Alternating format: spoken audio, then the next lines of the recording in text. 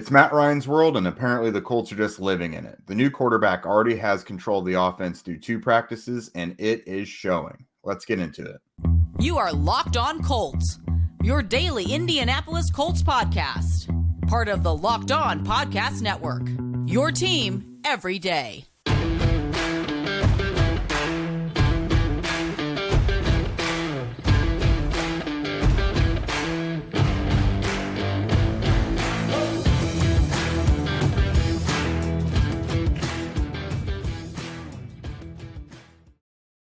Colts fans, thanks so much for tuning in and making us your number one listen of the day. This is your daily podcast covering your Indianapolis Colts, part of the Locked On Podcast Network, your team every day.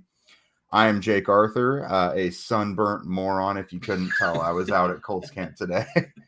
And I'm joined, as always, by the lovely Zach Hicks, a.k.a. the cat-loving blogger boy from Washington. Sounds like me. I think that sums it up pretty well. So yeah, cat-loving blogger boy. What made me think of that was I saw our friend out at camp today. He actually made an appearance, a rare appearance. Wow. Anyways, Moving on from that, the Colts had another day of training camp today. It was practice number 2 that they got under their belt. If you haven't checked out notes yet, I had my full notebook thing that I emptied out all my notes and such from today's practices. That's over at horseshoehuddle.com. So again, please go check that out if you haven't already. We're going to go ahead and just kind of hit some of the highlights throughout that offense, defense. And Matt Ryan is really starting to make some waves for his teammates and his coaches. So we'll get into that as well. So before anything else, just kind of set the stage. We'll start with some injuries. On Thursday morning, rookie defensive tackle Eric Johnson II got activated from the non-football injury list. Tyquan Lewis, he got activated from PUP the day before. He didn't practice on Wednesday, but he did get out there Thursday. The only new thing that popped up was defensive tackle Chris Williams wasn't out there. He was out there Wednesday, didn't come in Thursday. DeForest Buckner, who really only did individual and positional stuff on Wednesday, he was back doing 11-on-11s on Thursday. He wasn't full go, but after practice, Coach Frank Reich said basically he's got a little bit of a back thing, and they're mostly just being precautionary with that. Yeah. Because that's your all-pro defensive tackle, kind of makes the engine run there. You don't really want to mess with that. Yeah, I truly do not care to see him in training camp. Exactly. Him, Darius Leonard, Stephon Gilmore. I know you want to get them some run just so they're, in shape for the season, but honestly, I'm more excited about the guys behind them anyway for camp and for preseason. Hold them all out of the preseason games. Just let them, kind of take it easy until the games start up. I mean, they've been doing it for so long. I don't care. Yeah, they got to get that defensive tackle depth figured out anyways, which some of those guys have been doing pretty well. But anyways, moving along to Matt Ryan. The Colts practices, both of them have ended 10 minutes prematurely so far, which can be a nice little surprise for media. That they blow the whistle ready to talk to guys. Frank Reich has actually revealed that's because Matt Ryan has got the tempo going so quickly that it's the same amount of scripted plays. They're just being done quicker. He's getting guys to get up to the line quicker in between plays, and he's just getting everyone moved around where they need to go. So, I mean, not so casual. He's definitely being the leader. It's kind of his show now, is what everyone is indicating. Yeah, it's awesome. I mean, just imagine how red your face would be if you were out there for 10 more minutes today. So Matt Ryan really saved you. So I can't take it. But no, it's great to see that. And something I wanted to ask you, as you were boots on the ground in 2020 as well with Phillip Rivers. A lot of this, to me, as someone who hasn't been to either of those camps, it sounds a lot like what we heard about Phillip Rivers. How would you compare what you've seen from Matt Ryan through 2 days to what you saw in training camp from Phillip Rivers? So 2020, I wasn't there in camp as much because it was COVID and they had all that stuff. They weren't traveling for camp. They had it kind of locked down at the team facility. So I wasn't really there as much, but it's pretty similar. If you just picture how you saw Phillip Rivers at the line of scrimmage pre-snap during the games, it's pretty similar. Moving around, scanning the defense, making checks and getting guys moved around everywhere. A lot of window dressing, very Peyton Manning-esque. it looks really similar. But he's got guys hurrying up, and we always talked about loafing on defense with Matt Eberflus before. There's no wasted motions essentially. Yeah. That's about how it is. And when we talked to Ryan Wednesday, someone asked, how do you keep the young guys in line? And he said, well, I keep a foot up their rear end, censoring myself there. But yeah, that is showing. And above that stuff, the actual during the plays, he's thrown with timing, anticipation, accuracy, a lot what they hoped to make things easier on these young receivers, young tight ends. It's showing. He's spreading the ball around. Through 2 days, he has 15 completions during the 11-on-11s. Obviously, a lot more during the 7-on-7s. But those 15 completions have been to 7 different receivers. So he's spreading it around. There's a few guys he's been targeting more than others. I think Michael Pittman and Mo Alley Cox have been the most on the receiving end of those during the full live drills. But yeah. Yeah. So compared to last year's camp, you saw Sam Ehlinger, Jacob Eason throwing the ball for almost all of camp. And then 2 years ago, or 3 years ago, I guess now, you saw Jacoby Brissett throwing all the passes pretty much with the ones. How does this accuracy look compared to all that, though? I mean, is the ball, especially, it's not even the accuracy. It's just how does the arm strength look? People are saying, washed older quarterback. Does the arm strength look like a good NFL quarterback still? I'm assuming yes, because that's what we've all been saying all offseason. Yeah, it looks perfectly fine. And between the numbers, especially, Right. on slant routes and those digs and stuff, it looks perfectly fine. Now, when you see Nick Foles throw a 15-yard out route outside the numbers, it looks a lot different. Like Nick Foles' arm is pretty strong, but there's still nothing wrong with Matt's arm. And he's also kind of got the thing Phillip Rivers does. He threw with so much timing and anticipation, and the ball placement. He's the kind of quarterback that throws it where the receiver is gonna be, not where they're at. So they just understand that, and that's part of accuracy and arm strength to me. It looks totally fine. Really no concerns. Had some more deep shots today. During one-on-one drills, he hit Ashton Doolin on, probably 35, 40-yard go down the left side. Beautiful. Ashton Doolin. We'll talk about him here in the next segment, I'm sure, a bit more. But honestly, the last thing that I really need to say about Matt Ryan, because, again, I'm not there, but I'm seeing from all the comments and stuff like that, is, people have been like, everyone's gushing about Matt Ryan. It's just training camp and stuff like that. But for someone like you, and I'm sure a lot of the Colts writers and people who are there, we kind of expected this from Matt Ryan. It's not like he's coming in and exceeding expectations. It's, he's looking like a real NFL quarterback in camp. And I guess this is kind of taking shots on last year's training camp, because and this is not a shot against Carson Wentz, because Carson Wentz was not participating in training camp last year. This is a shot on Sam Ehlinger and Jacob Eason, because it's a drastically different level. And you guys are seeing that not only with the first team this year, but also with the second team. Nick Foles is on a drastically different level than Jacob Eason and Sam Ehlinger. So when all the reports coming out of camp are just overly positive, overly kind of just everyone's like, oh my gosh, it's they're hyping him up too much. It's like, no, this is training camp. This is what a guy like Matt Ryan, who's been in the league since 2008 or whatever it is, this is what he's gonna look like in camp, even with a new team. So I think people are getting a little too crazy by being like, Colts media is going too above and beyond with it. It's like, no, this is the expectation, and he's meeting it. Like, that's kind of what we're seeing so far, which is great. Yeah, I'll put it in perspective a little bit. We're not saying that he looks like Patrick Mahomes in 2018 or 19, whatever it was, when Mahomes went nuts. It's not. It's not like that. He's not even like there's not bombs all over the field. It's just so different to see what a consistent, competent, accurate quarterback is supposed to do. Like, it's just refreshing for us. We've just seen a lot of really inconsistent, clunky quarterback play, and it's good to see what it's supposed to look like once again. The ball's getting out quick. It's accurate. Your quarterback's making checks at the line. He knows what he's doing. He's not looking at Frank to see what he's supposed to be doing. It's just nice to see how it's supposed to operate. And that's what the Colts offense needs. It doesn't need 04 Peyton Manning. It just needs someone to distribute the ball and keep the offense moving. And I think that's what Matt Ryan's going to do. He's going to be above a game manager, but that's all this offense needs to keep going, especially when you have Jonathan Taylor, someone who can manage the game.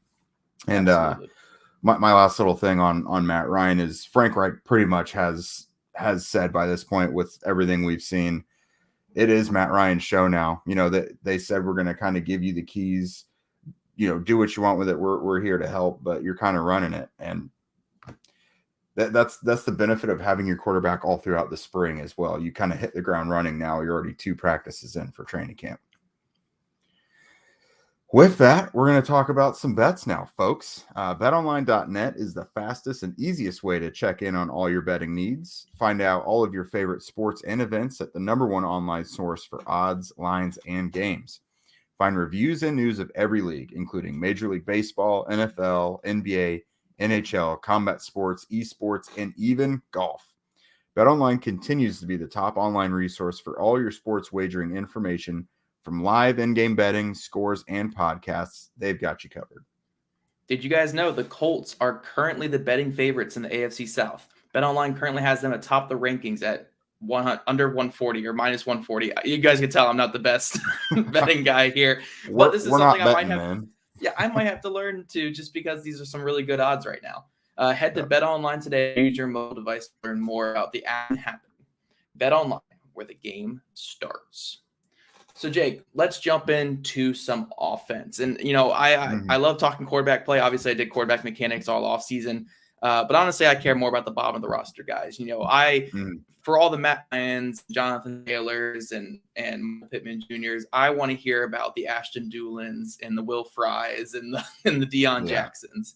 So tell me who was kind of standing out of those bottom of the roster type guys. I saw a lot of love for Ashton Doolin and actually Kiki Cutie. I think I saw a lot of love for today.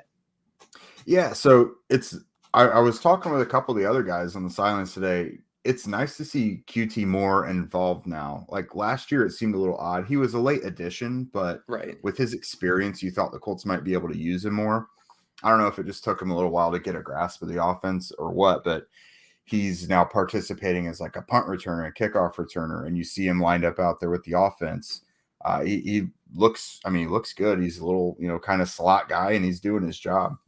So I think he's, at the very worst, he's insurance for Paris Campbell. Right. And especially with Mike Strawn being out, I've got to give the early edge for QT making the roster. I just think it looks right. I don't know. Ashton Doolin still doing his thing. He's just, I don't know. When we've seen him the last few years, he has these flashes where he makes like a deep catch or something, but he's just, I think I've just noticed him being more consistent. Like, you just see him showing up and doing the routine things on a more consistent basis. Not that he couldn't before, but I think quarterbacks are looking his way more often now. He's got a lot of reps with the first unit and the second unit, so he's getting overall a lot of work. The tight ends, there's still not much definition there. Mo Alley-Cox is the guy, but Kylan Granson, Jelani Woods, and Drew Ogletree have all been very heavily involved with the first and second units. They're getting those guys the reps that they need. And I think with Drew Ogletree, you and I both said, he'll probably make the roster. They've been courting him for 3 years, but it was probably going to be one of those instances where they kind of stash him, like a Desmond Patman, for instance, when he was a rookie. He's plenty involved so far. So that's kind of been a pleasant surprise. You mentioned Dion Jackson. On Wednesday, he had the 2 fumbles, so I was kind of curious to see what his role would be on Thursday. Mm-hmm. He was still the next man up after Jonathan Taylor and Nyheim Hines. So that was cool to see. They kind of gave him a little faith there. He's the next guy. He did a couple nice things. Phillip Lindsay just overall looks like the better runner, but Dion Jackson could probably do a little more for the team overall. But yeah, other than that, there was a lot of chunk plays in the offense today. There was like Samson Nakua had a good catch from Sam Ellinger, a nice little corner out around the left side, maybe 20-25 yards. So. Okay. Yep. Yeah, no, it's interesting with the tight ends. I know we've mentioned it quite a few times on here, but I'm curious, since we believe that they're probably going to keep 4 tight ends this year, like we're pretty confident. I wonder if with that, and also because Ashton Doolin's going to be your wide receiver 4, and he takes that special teams role, do the Colts need a wide receiver 6 this year? Will they keep a wide receiver 6? Because when you have Doolin, who's already going to be a special teamer, you assume cornerback 5 on the other side is going to be a special teamer. You'll have safeties that can do special. Armani Watts is going to be a special teamer when he makes the team. So they're going to have a lot of special teamers already. Does that wide receiver 6 spot kind of become a lot, like, not like a liability, but like, is it expendable? Do you need to keep a 6 receiver, especially with Strawn potentially missing all of camp? You might be able to sneak him to a practice squad or keep him on PUP all year or keep him on IR or something like that. It might be Kiki Kuti versus Desmond Patman for wide receiver 5, and that might be it. So I think that's just something to watch throughout the offseason because, I don't think they're going to cut Ogletree. I think they're going to give him a lot of run. Was he running with the 2s, and did he ever get out there with the 1s? I'm assuming he didn't get out there with the 1s. No, he did. There was some occasional work with the 1s. Yeah, that's why I said the definition in that group is so all over the place, because all 4 guys have spent time with. I mean, Allie Cox has been like exclusively with the first guys, but the other 3 have been first, second, and third team. Yeah, Kylan Granson probably not third, but you know what I mean. Yeah, no, I really like, I heard from one source, and obviously this is just one guy, so it doesn't even matter like that much, but I did hear that they were almost higher on Ogletree than Jelani Woods just at the moment, just because of they've been reading so much into him and stuff like that. Like, Jelani Woods is obviously a super freak who could be a superstar with his athleticism, but Ogletree is a guy they had done so work on. They probably felt more comfortable with Ogletree than Jelani Woods on draft day. Just for one guy there that I heard. So when I heard that, I heard all the stuff they were saying about Ogletree after the draft. It's like, yeah, that's a guy who I just don't see them cutting. The only way I could see them cutting is if they're very, very confident he gets to the practice squad, but I don't know. So yeah, I do think that 6 wide receiver spot could be pretty expendable. The other thing I wanted to ask you about was, I think I saw today Matt Pryor got all the snaps again at left tackle, right? Yeah. The first group at offensive line and first and second groups were all the same today. The first line we know, but second group was Ryman, O'Donnell,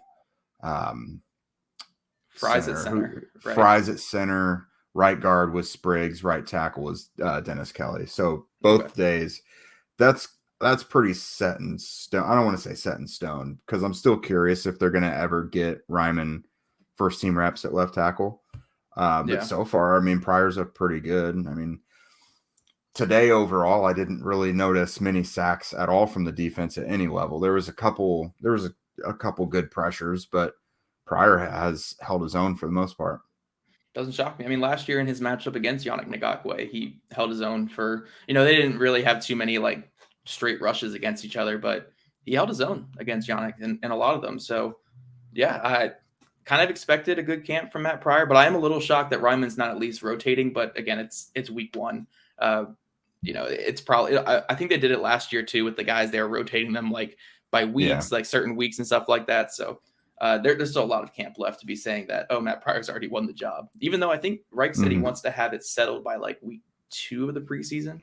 I think he said something along those lines. And they have their first day off Friday. So who knows, maybe Saturday we see Ryman out there. But no, you're right. They did do it week by week last year. They gave every guy a chance to do it for a full week, I'm pretty sure. So that makes sense. We'll talk more about Ngakoue in the next segment on defense because that's definitely someone I want to touch more on. But yeah, just kind of tying up the offense. I really like how aggressive Nick Foles is. He likes to push the ball down the field. He's got that strong arm. He had several chunk plays today. He had one to Woods and QT and Doolin. But honestly, what would have been the play of the day was a missed play. Foles took a deep shot to Alec Pierce deep down the right side. Foles put it perfectly in between 2 defenders of Pierce, hit him right in the numbers, but it bounced off. It would have been a 45 yard touchdown. Again, would have been the play of the day, but Pierce just couldn't pull it in. I'm not worried about it. It was the first deep shot he's received. He'll make those 9 times out of 10. In a game, you have to make that, but I'm not worried about it. Alec Pierce is having his Jamar Chase camp, having the drop issues, and then exactly, and then go off for 1,500 yards, whatever it was. Sure. All right, you ready to go up in some defense? Let's do some defense now. Yeah, let's talk about some defense, man. This is so my biggest takeaway defensively today was, so obviously this is a new scheme with Gus Bradley. They are really giving everyone a chance to compete. I mean, you kind of know, not kind of, you know who your starters are. There hasn't really been any mystery there, but they are really just letting everyone show what they've got. The second and third units, I haven't even really been, if you've been checking my notes the last couple of days, I haven't been listing those because they just like, it's so much mixture. Like linebackers, defensive line. Although I will say our boy Ben Banigou has been pretty consistently with that second unit. So it's good to see, like next right end up after Ngakoue. So that's been pretty good to see. But no, it's good to see everyone's getting a chance. That's clearly the message they're sending. Yeah, and defensive line is really interesting because Gus Bradley has always emphasized everywhere he's gone. It's always been a thing. He's such a heavy rotator on the defensive line. He doesn't want defensive lines. If they keep 9 guys are going to be active on game day, and 9 guys are going to play on game day. Now, obviously the 9th guy is not going to play as much as the first guy, but he doesn't want. He has never wanted a situation where he has an edge rusher playing 80% of the snaps or something, or a defensive tackle playing 70 or 80% of the snaps, which, no defensive coordinator should want, but he wants to be able to throw pass rushers out there. You want that second wave of pass rushers. And that's why, a guy like Ben Banigou, you're going to be seeing get a lot of run here in camp, because if they do plan on keeping him and him having a role, he's going to be that second wave of pass rushers behind Yannick Ngakoue, behind Kwity Paye, and same with Tyquan Lewis, same with Dio Dambo. Those guys are that second wave, and he wants that second wave to be a very big impact. So it doesn't shock me on the defensive line that rotating heavily. Linebacker either, because you have 4 locks. You have your 4 locks at linebacker who are not going anywhere, but 1 or 2 spots are wide open. So why not throw all of those guys out there as much as possible, even with the ones? So yeah, just keep throwing those guys out there. Did Sterling or Forrest Ryan or JoJo Doman, any of those guys stand out to you? Yep. I was just about to mention that, actually. So you and I, obviously, we've had JoJo Doman and Sterling Weatherford circled big time. I'm putting Forrest Ryan right in there, even keel. It's a 3-man race right there. I've noticed all 3 of them these last couple days. So Ryan had a pass breakup on Ryan on Wednesday. JoJo had one today. I think it was against Foles. Weatherford just absolutely looks the part. Like the fact that he was a college safety and is like the size of Brian Urlacher out there is just not logical. I've been impressed by all 3 guys, honestly. Yeah. It's super fascinating though. Those 3 guys are fascinating because you have your smart, savvy players and your Doman and your Forrest Ryan. Even though Doman's more of a weak side backer, Ryan is definitely a Mike, like 100% a Mike. And I'm pretty sure he's been lined up at Mike. Yeah, easily. I mean, he's a green dot type guy. Then you have Sterling Weatherford, who is your athletic freak show, who's more of a weak side backer as well. So they could go many ways with this. If you think EJ Speed and Zaire Franklin are 2 Sams, you could keep a Mike and a Will backup, or you could keep 2 Wills, and then you could have EJ Speed also being the backup Mike. So they could go so many different ways. But I'm glad to see Forrest Ryan is stepping up and showing that he belongs, because again, maybe not the greatest athlete, but such a cerebral player. Yeah. And this is very early, of course, but just with they're not hiding any of these guys. They're giving them a lot of responsibility already. I just would be surprised if none of the 3 make the roster. Yeah. And with how open-minded this team is about allowing undrafted guys to make the roster, I'd be pretty surprised. Well, they only have one other non-undrafted rookie at linebacker, right? Brandon King. I think it's just that. Yeah. So one of them's got to make it. At least one of them has got to make it. But I'd honestly be shocked if not 2 of them make it, because the Colts typically do keep 6 because they like to have those linebackers for special teams. I definitely see 1 to 2 of those guys making it for sure. Yeah, absolutely. The linebackers are definitely the heartbeat of their special teams coverage units. And Ngakoue, we kind of touched on briefly. I definitely wanted to mention him again today, not necessarily because of his play, but we talked to him after practice. Some other guys talked about him after practice. Matt Pryor said he's been a big help. They talk after practice all the time. That's their primary matchup is against each other. But, those two work on making each other better all the time, kind of have a meeting of the minds after practice, see, what could I do this way and that way. Ngakoue's been taking the other young defensive lineman under his wing. He wants to get better, and he wants to take Quiddy and Dio and Banigou and those guys with him.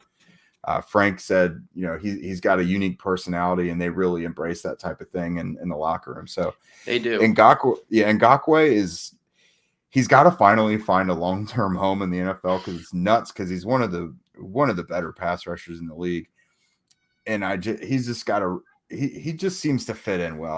I would really like to see it work out and him land some sort of 3-4 year deal here when the season's over. Yeah, no, it's interesting because the main reason why you keep seeing him push to other things is like he's a great pass rusher, outstanding pass rusher. I think any team that's ever had him would say that. But his personality is something that is kind of tough to fit in a locker room. It is kind of that underdog personality that I'm. It's not even to say that it's a bad personality. It's just one that rigid football minds might not love. Like if you have your drill sergeant type coaches, they're not going to love it. Now you come to the Colts, though. The Colts are very open about having guys like that. Your Kenny Moores, your Darius Leonards, your Michael Pittman Jr. is kind of that way too. These guys who, like, I don't even want to say they're like social media guys or anything like that, but they're just guys who like to bet on themselves, guys who are a little more vocal, who are a little more excitable and stuff like that. It's like the new generation of football player, and the Colts have always taken those guys in. So it does kind of seem like that personality is such a perfect fit for everything that the Colts bring to their team. And they just love those type of guys, especially on their defense. Their defense is filled with a ton of great personalities. I mean, you have DeForest Buckner, who's kind of the reserve type, but everyone else is crazy and over the top and fun. And that's great. I mean, that's the defense likes to have fun. They like to get after it. So Yannick Ngakoue is probably a perfect fit in that defensive line room. And it doesn't shock me that he's, making an impact on and off the field right now. Yeah. With how the Colts have struggled to kind of develop pass rushers lately, it's really good to see an established veteran there and really embrace the mentor aspect. You got some kids there making an appearance. Yeah, dude, those kids are out there just screaming like, dude, it's like 8:40 at night. Like, dude, it's like midnight for me. Like, chill. That's right. At the top of the broadcast, my daughter is screaming. Yeah. You got your neighbor screaming. That's a good way to start and end. Yeah. The last thing I want to ask you about that, we talked about Pryor on the other side getting all the time at left tackle. Brandon Faison still getting all the time with the ones at outside corner? Yeah, so far. Now there was a lot of pretty much everyone got some run with the ones at some point defensively. Isaiah Rodgers got out there as well, but it was Faison to start today. Cool. Yep. They've got that pretty much locked down. I don't want to say locked down. Rodgers still has a chance at it, but it seems like they have every intention of allowing Faison to grab that role. It'll probably be a situation where like Faison gets 2 series, Rodgers gets 1 throughout most of the season, which, I mean, they did that with Rock and Rodgers a lot of the last year as well. And also a little bit with Rhodes too. So, I mean, it's what they'll do. It's not a huge deal, but it is interesting because I like Faison, so it's not something I'm going to be upset about at all. Yeah, and I'll be honest. There's been some plays given up where Rodgers was in coverage so far. Like, it's still early. It's whatever, but performance-wise, I will have given the edge to Faison through 2 practices. But what can you do? So the Colts are off on Friday, and we'll be back with you next week. We'll kind of catch you up on Saturday's practice, let you know what happened then. But yeah, we'll kind of recap this last week just to catch you guys up, let you know what happened Saturday, and look forward to the week ahead as well. Yeah, guys, make sure you're giving Jake a big old follow there on Twitter at Jake Arthur NFL. I mean, I know I've had tweet notifications on for Jake this time of year. It's the best time to have those notifications on. Andrew Moore NFL as well. Get the tweet notifications on for him. He was out there at camp today. And then at Horseshoe Huddle, that's where you can find all of our written work, where Jake is throwing his camp notes together. I'm breaking down some presser interviews and stuff like that, while also doing a brand new series on Gus Bradley's defense. So go check us out there on Horseshoe Huddle. Wherever you guys listen to your podcast, if it's YouTube, give us a sub. If you guys are on Apple, Spotify, whatever, rate, review, subscribe. We are loving the support so far. And just going back to YouTube, I think we just hit 500 subscribers. You guys have already got us halfway to that 1,000 mark in less than a month that we've taken over. So we appreciate you guys. We love you guys. And let's just keep it up. Thank you very much. Yep. In the words of John Bon Jovi, we're halfway there, guys. Jake can almost feed his family. Yeah, I haven't cracked any really good jokes in a bit, I don't think. So I had to do that. You still haven't cracked any good jokes in a bit. Yeah, that's fair. That's fair. Thank you guys for making Locked On Colts your first listen today. Now make your second listen to Locked On NFL podcast. That's our national NFL experts and insiders keeping fans dialed in with the biggest stories and the latest news from around the league. We'll see you next week.